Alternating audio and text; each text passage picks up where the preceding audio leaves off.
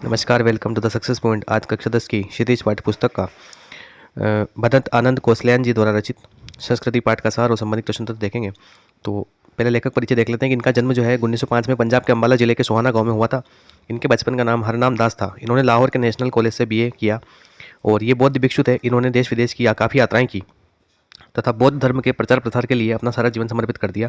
ये गांधी जी के साथ लंबे अरसे तक वर्धा में रहे। सन 1988 में जो है इनका निधन हो गया। ठीक है, तस्वीर आप देख सकते हैं। नेक्स्ट पाठ का सार देखते हैं। लेखक कहते हैं कि सभ्यता और संस्कृति, देखो इस पाठ में दो शब्द आते हैं, सभ्यता और संस्कृति।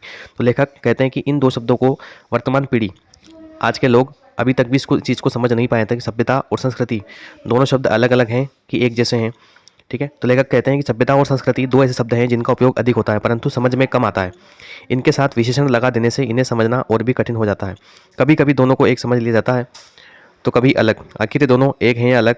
लेखक समझाने का प्रयास करते हुए आग और सुई धागे के आविष्कार का उदाहरण देते हैं। वह उनके आविष्कारकर्ता की बात कहकर व्यक्ति विशेष की योग्यता, प्रवृत्ति और प्रेरणा को व्यक्ति विशेष की संस्कृति कहता है जिसके बल पर आविष्कार किया गया।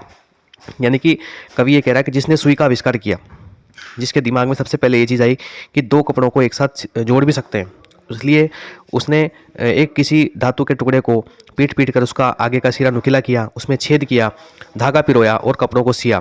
तो ये जो विचार सबसे पहले जिस व्यक्ति के मन में आया है उस व्यक्ति को संस्कृत मानव कहा जाएगा और उस चीज़ को संस्कृति कहा जाएगा। और धीरे धीरे हम उसको डेवलप करते करते करते हमने विभिन्न प्रकार की सिलाई की, बुनाई की मशीनें बना ली, तो ये हमारी सभ्यता में आ गया। तो इसे हम क्या कहेंगे? सभ्यता कहेंगे। ठीक है, नेक्स्ट पेज पे चलते हैं। लेखक संस्कृति और सभ्यता में अंतर स्थापित करने के लिए आग और सुई धागे के आविष्कार से जुड़ी प्रारंभिक प्रयत्नशीलता और बाद में हुई उन्नति का उदाहरण देते हैं। वे कहते हैं कि लोहे के टुकड़े को घिसकर छेद बनाना और धागा पिरोकर दो अलग अलग टुकड़ों को जोड़ने की सोच ही संस्कृति है। इन खोजों को आधार बनाकर आगे जो इन क्षेत्रों में विकास हुआ वह सभ्यता कहलाता है। अपनी बुद्धि के आधार पर नए निश्चित तथ्य को खोजना आने वाली पीढ़ी को सौंपने वाला संस्कृत होता है, जबकि उसी तथ्य को आधार बनाकर आगे बढ़ने वाला सभ्यता का विकास करने वाला होता है। जिस प्रकार से न्यूटन ने गुरुत्वाकर्षण के नियम की खोज करी, ठीक है, वर्तमान पीढ़ी आज जो हम पढ़ते हैं किताबों में वो न्यूटन से कहीं ज़्यादा जानते हैं। इसका मतलब ये नहीं कि हम संस्कृत मानव कहलाएंगे। संस्कृत मानव कौन कहलाएगा? जिसने उस चीज़ की खोज की है। तो न्यूटन के गुरुत्वाकर्षण नियम की खोज किसने की है? माफ कीजिएगा, गुरुत्वाकर्षण नियम की खोज किसने की? न्यूटन ने। तो न्यूटन एक संस्कृत मानव है क्योंकि सबसे पहले उसके दिमाग में ये चीज़ आई है कि सेब पेड़ से गिरा तो कैसे नीचे गिरा, ये बात और किसी के दिमाग में नहीं आई है। इसलिए संस्कृत मानव कौन कहलाएगा? न्यूटन। और उस चीज़ को हमने धीरे धीरे और महसूस करते हुए, डेवलप करते हुए, पढ़ लिख करके और डेवलप किया और उस चीज़ का विकास किया, तो ये सभ्यता हो जाएगी। लेकिन हम संस्कृत मानव नहीं कहलाएंगे, भले हम उससे ज़्यादा जानते हैं न्यूटन से, परंतु फिर भी संस्कृत मानव कौन कहलाएगा? न्यूटन ही कहलाएगा, क्योंकि उस सबसे पहले खोज किसने की? न्यूटन ने। ठीक है, तो कवि इस पाठ के माध्यम से बताना चाह रहे हैं। इसके बाद देखो, भौतिक विज्ञान के सभी विद्यार्थी जानते हैं कि न्यूटन ने गुरुत्वाकर्षण के सिद्धांत का आविष्कार किया, इसलिए वह संस्कृत कहलाया, परंतु वह और अनेक बातों को नहीं जान पाया। आज के विद्यार्थी उन बातों को भी जानते हैं, लेकिन हम इन्हें अधिक सभ्य भले ही कह लें परंतु संस्कृत नहीं कह सकते, क्योंकि सभ्य तो हम हैं क्योंकि हमें ज़्यादा जानकारी है, परंतु संस्कृत मानव न्यूटन ही है, क्योंकि सबसे पहले ये विचार थॉट किसके दिमाग में आया था? न्यूटन के दिमाग में। लेखक के अनुसार भौतिक आवश्यकताओं की पूर्ति के लिए सुई धागे और आग के आविष्कार करते तथ्य संस्कृत होने या बनने के आधार नहीं बनते, बल्कि मनुष्य में सदा बसने वाली सहज चेतना भी इसकी उत्पत्ति या बनने का कारण बनती है। इस सहज चेतना का प्रेरक अंश हमें अपनी मनीषियों से भी मिला है। मुंह के कोर को दूसरे के मुंह में डाल देना और रोगी बच्चे को रात रात भर गोदी में लेकर माता का बैठे रहना इसी चेतना से प्रेरित होता है। यानी कि हमारी संस्कृति है कि हम खुद का भोजन दूसरों को खिला दें, यानी कि एक मुंह के कोर को दूसरे के मुंह में डाल देने का मतलब यही है। ठीक है, और माँ जो है अपने बेटे को रात भर जब वो सोता नहीं है तब गोदी में लेकर के पूरी रात बैठी बैठी निकाल देती है, तो ये हमारी संस्कृति का प्रतीक है।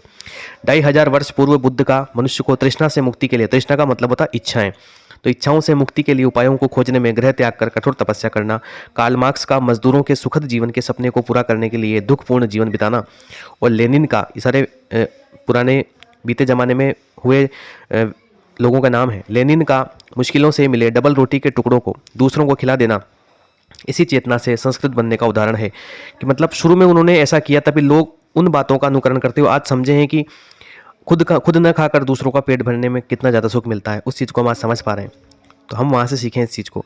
लेखक कहते हैं कि खाने पीने, पहनने ओढ़ने के तरीके, आवागमन के साधन से लेकर परस्पर मर कटने के तरीके भी संस्कृति का ही परिणाम है, सभ्यता के उदाहरण है। मानव हित में काम न करने वाली संस्कृति का नाम असंस्कृति है। जैसे कि हमने विज्ञान के बल पर परमाणु बम, विभिन्न प्रकार के हथियार बना लिए। ये हथियार किसके लिए हैं? मानव पीढ़ी को नष्ट करने के लिए ही हैं। जितने भी प्रकार के हथियार हैं सभी लोगों को मारने के लिए हैं। तो इसे हम संस्कृति नहीं कहेंगे, इसे हम क्या कहेंगे? असंस्कृति। इसे संस्कृति नहीं कहा जा सकता। यह निश्चित ही असभ्यता को जन्म देती है। मानव हित में निरंतर परिवर्तनशीलता का ही नाम संस्कृति है। यह बुद्धि और विवेक से बना एक ऐसा तथ्य है जिसकी कभी दल बांधकर रक्षा करने की जरूरत नहीं पड़ती। इसका कल्याणकारी अंश अकल्याणकारी अंश की तुलना में सदा श्रेष्ठ और स्थायी है। इस प्रकार से ये पाठ का सार हमने देखा। अब चलते हैं इसके प्रश्न उत्तरों की ओर। पहला प्रश्न है, लेखक की दृष्टि में सभ्यता और संस्कृति की सही समझ अब तक क्यों नहीं बन पाई है? लेखक की दृष्टि में सभ्यता और संस्कृति शब्दों का प्रयोग लोग मनमाने ढंग से करते हैं। इनके साथ अनेक विशेषण लगा देते हैं, जैसे भौतिक सभ्यता, आध्यात्मिक सभ्यता।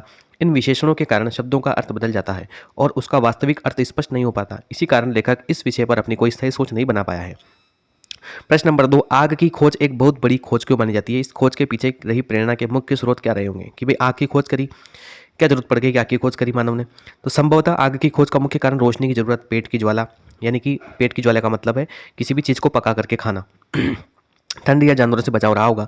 जब अंधेरे में मनुष्य कुछ नहीं देख पा रहा था या ठंड से उसका बुरा हाल था, तब उसे आग की जरूरत महसूस हुई होगी। कच्चे मांस का स्वाद अच्छा न लगने के कारण उसे पकाकर खाने की इच्छा से या जंगली जानवरों से रक्षा के लिए आग का आविष्कार किया होगा। आदिम अवस्था से छुटकारा पाने और कुछ नया करने की भावना ही आग की खोज का प्रेरणा स्रोत रहे होंगे। आग की खोज मानव की सबसे बड़ी आवश्यकता पूर्ति करती है। प्रश्न नंबर 3, वास्तविक अर्थों में संस्कृत व्यक्ति किसे कहा जाएगा? तो जिसने सबसे पहले खोज की है उसे कहा जाएगा। ठीक है, पढ़ते हैं हम। लेखक के अनुसार संस्कृत व्यक्ति वह है जो अपनी बुद्धि तथा विवेक से किसी नए तथ्य का अनुसंधान और दर्शन करता हो। जिस व्यक्ति में ऐसी बुद्धि या तथा योग्यता जितनी अधिक मात्रा में होगी, वह व्यक्ति उतना ही अधिक संस्कृत होगा। जैसे न्यूटन ने गुरुत्वाकर्षण के सिद्धांत का आविष्कार किया, वह संस्कृत मानव था। तथा जिसने भी अपनी योग्यता से सुई धागे की खोज की, वह भी संस्कृत व्यक्ति था। जिसने अग्नि की खोज की, आग की खोज की, वह भी संस्कृत मानव था। जिसने पहिए की खोज की, वह भी संस्कृत मानव था। तो इस प्रकार से कई ढेर सारे उदाहरण आप लिख सकते हैं। नंबर 4, न्यूटन को संस्कृत मानव कहने के पीछे कौन से तर्क दिए गए हैं? न्यूटन द्वारा प्रतिपादित सिद्धांतों एवं ज्ञान की कई दूसरी बारीकियों को जानने वाले लोग भी न्यूटन की तरह संस्कृत नहीं कहला सकते, क्योंकि न्यूटन गुरुत्वाकर्षण के सिद्धांत का आविष्कार करने के कारण संस्कृत मानव था।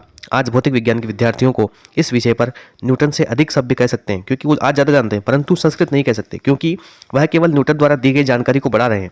इसलिए वह न्यूटन से अधिक सभ्य हैं, संस्कृत नहीं। ठीक है। प्रश्न नंबर 5, किन महत्वपूर्ण आवश्यकताओं की पूर्ति के लिए सुई धागे का आविष्कार हुआ होगा? तो सुई धागे का आविष्कार कपड़ों को सिलकर शरीर को ढकने तथा सर्दियों में ठंड से बचने के उद्देश्य से हुआ होगा। आवश्यकता अनुसार शरीर को सजाने की जरूरत महसूस हुई होगी, इसलिए कपड़े के दो टुकड़ों को जोड़कर सुई धागे का आविष्कार हुआ होगा। प्रत्येक मौसम में शरीर की ठीक प्रकार से रक्षा की जा सके, इसलिए भी शायद सुई धागे का आविष्कार हुआ होगा। प्रश्न नंबर अगला, मानव संस्कृति एक अविभाज्य वस्तु है, किन्हीं दो प्रसंगों का उल्लेख कीजिए जब मानव संस्कृति को विभाजित करने की चेष्टाएं की गई। तो एक तो वर्ण व्यवस्था यानी जाति के नाम पर मानव संस्कृति को विभाजित करने की चेष्टाएं की जाती है।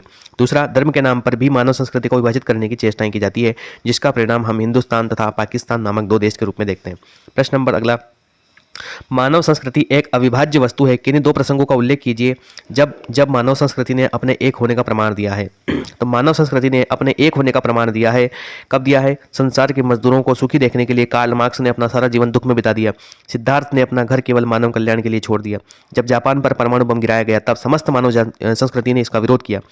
सांप्रदायिक हिंसा का संपूर्ण विश्व विरोधी है। धर्म संबंधी भेदभाव भूलकर एक दूसरे की अच्छी बातों को खुले मन से स्वीकार करते हैं।